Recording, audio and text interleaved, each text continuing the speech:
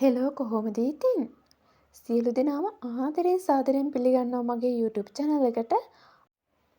අද මම ඔයාලට එහෙම වෙන්නේ ඇයි කියන මේ YouTube channel එක හරහා ගෙනල්ලා තියෙන්නේ අහස නිල් පාට ඇයි කියන වීඩියෝ එක.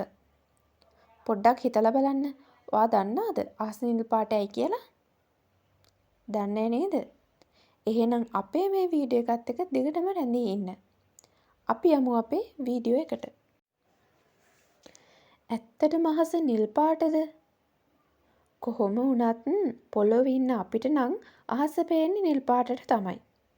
නිල් පාට කියලා කියන්නේ සුදු හිරු එළිය හැදිලා තියෙන පාට හතෙන් එකක් විතරයි.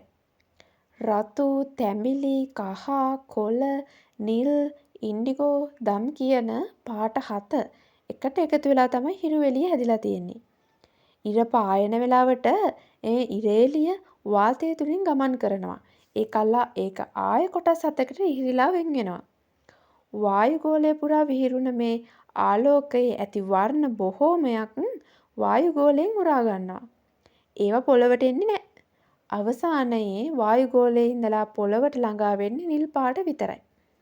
මෙන්න මේ විදිහට තමයි අපිට අහස නිල් පාටට පේන්නේ. එහෙනම් අදට මං ගිහින් එන්නම්. නැවතත් අලුත් වීඩියෝ එකකින් එහෙම වෙන්නේ ඇයි කියලා බලමු.